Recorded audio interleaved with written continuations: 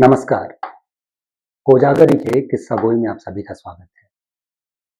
पाकिस्तान के तारीखी शहर लाहौर से खबर आई कि वहां हर साल होने वाले लाहौर बुक फेयर में केवल 35 किताबें बिकी, सभी स्टॉल्स मिला के, क्योंकि बहुत से पब्लिकेशन हाउस ने लगाई होंगी वहां पे तमाम स्टॉल्स।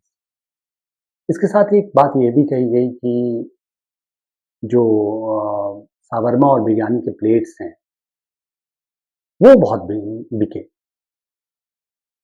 मतलब वहां आने वाले जो पुस्तक प्रेमी थे, लोगों ने पुस्तकें कम खरीदी, बिरयानी और सावरमा ज्यादा खाई।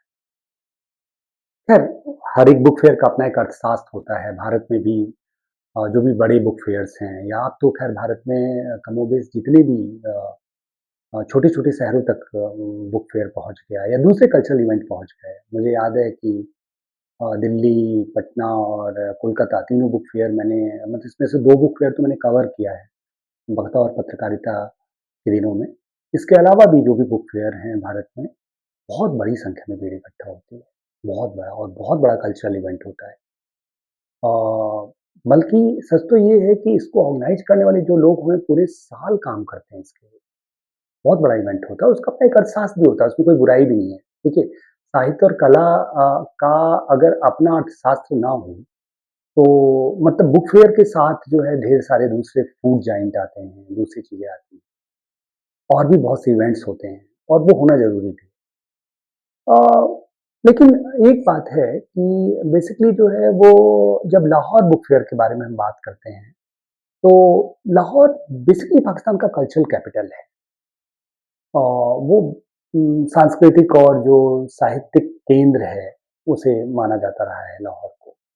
वहाँ से फैज़ हैं, फैज़ अहमद फैज़, अल्लामा इकबाल और भी बहुत से लोग हैं, गुलाम अली हैं, इंतज़ार हुसैन हैं, शहादत हसन मंटो हैं, हबीब जालिब हैं, बहुत से लोग हैं।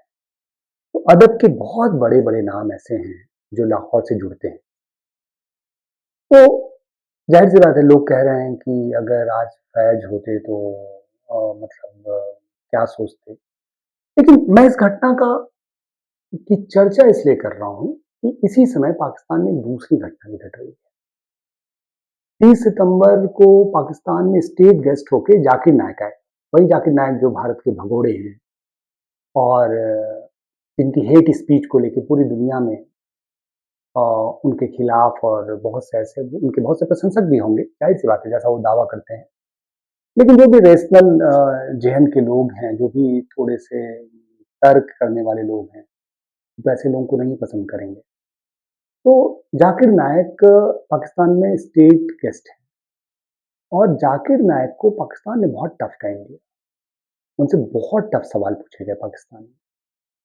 मैं जब इन दोनों घटनाओं को देख रहा हूँ, तो मेरा मन मुझे मतलब कितना विरोधाभास है। अच्छा, एक चीज़ और बात है, हम बहुत जजमेंटल हो जाते हैं। कई बार हमें लगता है कि यार, एक समाज बिल्कुल वैसा ही है, जैसा वर्षों से एक स्टीरियोटाइप इमेज उसके बारे में गढ़ी गई। अब पाकिस्तान के बारे में हमें लगता है कि पाकिस्तान का समाज एक बहुत ही मजहबी समाज, या बहुत रूढ़िवादी समाज, बहुत फंडामेंटलिस्ट तो उससे जीने वाला समाज है।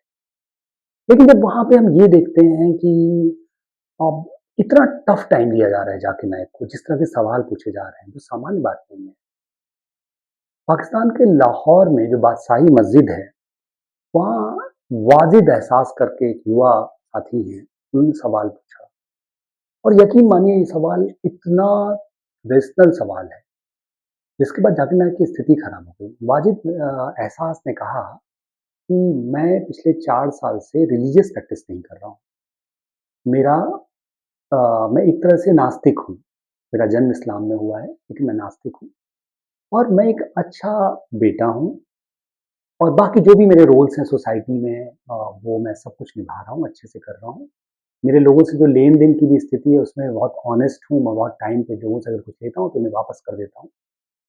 तो मेरे लिए रिलीजियस होना क्यों ज़रूरी है? बहुत रेशनल सवाल था ये। और आप सोचिए ना, ये किस भीड़ में पूछा गया था। ये मज़हबी लोगों की बहुत बड़ी भीड़ में बादशाही मस्जिद में लाहौर के कार्यक्रम में पूछा गया।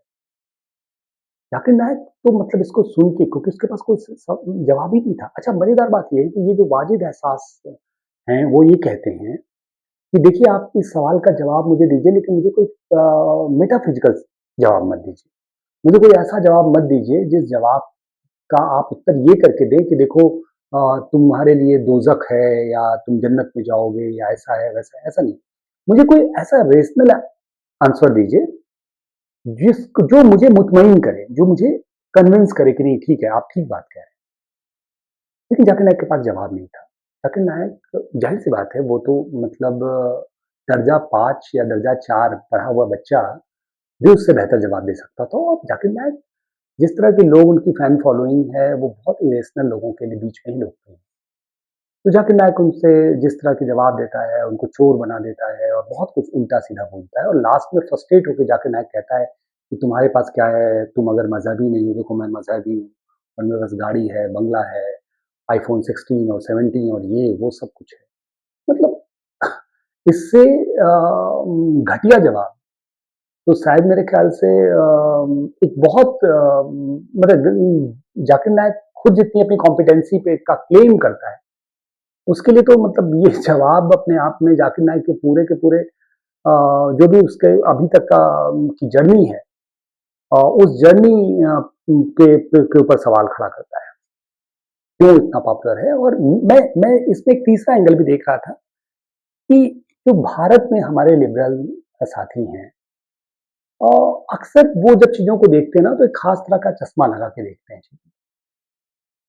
मतलब भारत में मुझे नहीं लगता है कभी इतना टफ टाइम मिला जाकिर नाइक इसी तरह से एक पश्तो खातून हैं, वो भी एक सवाल करती हैं और वो बेसिकली जो सवाल है वो पीडोफाइल सोसाइटी को लेके वो कहती हैं कि हमारा जो समाज है, जिस समाज से मैं आती हूँ, उस समाज में लोग बहुत रिलीजियस हैं, बहुत मज़हबी हैं और लोग जो भी रिलीजियस प्रैक्टिस है, बहुत अच्छे तरीके से कर रहे हैं। उसके बावजूद भी सोसाइटी में पीडोफिलिया या इस बाल यौन शोषण और दूसरे तरह के अपराधों का बहुत बोलबाला है। तो ऐसा क्यों है? बहुत बहुत बुनियादी और बहुत जेन्युइन सवाल था और ज़ाहिर-सी बात है जाकिर नाइक इसका एक बेहतर जवाब दे सकते थे। लेकिन जाकिर नाइक के पास फिर कोई जवाब नहीं था। जाकिर नाइक को इस तरह से तमाम तरह से सवालों पाकिस्तान में जिस तरह से सवालों से घेरा गया, उसको लेके मैं व्यक्तिगत तौर पे बहुत उम्मीद में हूँ। मुझे लगता है कि पाकिस्तान में एक रेशनल माइंड पनप रहा है, जो आने वाले समय में बतौर एक पड़ोसी हमारे लिए बेहतर है।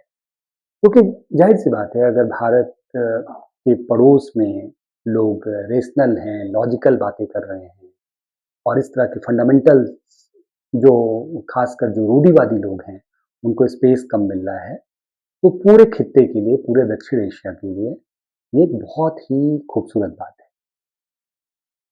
मैं इन दोनों घटनाओं को जब मैं देख रहा हूँ, तो मैंने आज सोचा कि इस पे इस बात पे चर्चा की जानी चाहिए और ये सवाल एक तीसरा इसका एंगल भी है, वो है भारत के लिबरल्स के, भारत के सो कॉल्ड प्रोग्रेसिव उदारवादियों के लिए कि वो चीज़ों को जब देखते हैं, तो वो अक्सर खास तरह के चयन का प्रयोग करते हैं और ज़ाहिर-सी बात है पाकिस्तान में जाकिर नाइक बुरी तरह से एक्सपोज़ हो मतलब आई थिंक मुझे ऐसा लगता है कि जाकिर नाइक का ये दौरा था जो मलेशिया से आने के बाद, तो जाकिर नाइक ने कभी सोचा भी नहीं होगा कि पाकिस्तान जैसे समाज में इस तरह से वो एक्सपोज़ कर दिए जाएँगे। ढेरों ब्लॉग्स बने, खबरें छपी, टीवी में च खबरें चली और पूरी दुनिया में उनकी थू-थू हुई। कई बार तो वो जिस तरह के कार्यक्रमों में गए, इवन क्रिश्चियन सोसाइटी के लोग आए और उन लोगों ने बहुत टफ सवाल पूछे। जाकिर नाइक के पास किसी सवाल का कोई जवाब नहीं था। वो लोगों को गुमराह करने की कोशिश करते रहे, लेकिन आपको समझना चाहिए कि ये 3G, 4G, 5G के दौर में जब हम इन्फॉर्मेशन की बॉम्बिंग हो रही है, हर सेकंड प्लेंटी ऑफ इन्फॉर्मेशन आपके पास आ रही है, तो लोग बहुत रेशनल हो चुके हैं। वो हमारे यहाँ कहा जाता है ना कि पुरवा बहेगा, पछुआ बहेगा तो सबको लगेगा। तो हो सकता है स्पीड थोड़ी तेज़ ज़्यादा कम हो सकती है, हो सकता है कि कहीं किसी समाज में बदलाव की लहर बहुत तेज़ हो, लेकिन पाकिस्तान में भी बदलाव आ रहा है और ये बदलाव एक उम्मीद देता है। हालाँकि हालाँकि उसके बावजूद भी वहाँ अभी भी उस तरह का जो वॉइस ऑफ डिसेंट है, उस तरह की जो उदार आवाज़ है, उसका स्पेस कम है। लेकिन फिर भी मुझे लगता है कि हम सभी को उम्मीद में होना चाहिए। तो इन 2 घटनाओं को देखने के बाद मुझे मतलब मुझे व्यक्तिगत तौर पे ये लगा अ, कि एक देश के तौर पे हमें शायद जजमेंटल होने या जनरलाइज़ करने से बचना चाहिए। भारत में भी बहुत ढेर सारे इस तरह के कंटेंट बनाए गए और उस पे बात की गई। लेकिन मुझे लगता है कि एक समाज के तौर पे शायद राजनैतिक पॉलिटिकल स्टेबिलिटी पाकिस्तान में आएगी, नहीं आएगी, पाकिस्तान के हुक्मरान क्या करते हैं, क्या सोचते हैं, क्योंकि उनके वेस्टेड इंटरेस्ट हैं। और ज़ाहिर-सी बात है कि एक देश के तौर पे हमारे लिए थ्रेट भी यही है, क्योंकि इतना करप्ट समाज है पाकिस्तान का और इतना लेकिन अगर कहा जाए आम लोगों के हवाले से, तो ये वहाँ पे कुछ सकारात्मक बदलाव दिखाई पड़ रहे हैं। हाँ, ये अलग बात है कि जो भी वहाँ के पॉलिटिकल जिनका इन्फ्लुएंस है सोसाइटी में, वो पता नहीं इस बदलाव को, इस चेंज को कितना बर्दाश्त करेंगे या कैसे करके वो इस पूरी की पूरी धार को कितना कमज़ोर करने की कोशिश करेंगे। वो ज़रूर इस बात पे प्रयास करेंगे। अ, बाकी जो है वो मुझे लगता है कि ये 3 जो ख़ास जो बिंदु थे जिनके आलोक में हम चीज़ों को देखने की कोशिश कर रहे थे, उनके साथ ही इफ्तिकार आरिफ की एक लाइन है जिसके साथ ये बात मैं ये अभी का जो भी बातचीत है वो ख़त्म करूँगा। एक किताब, एक चिराग और एक उम्मीद असासा, इसके बाद तो जो कुछ भी है वो सब अफ़साना है। नमस्कार।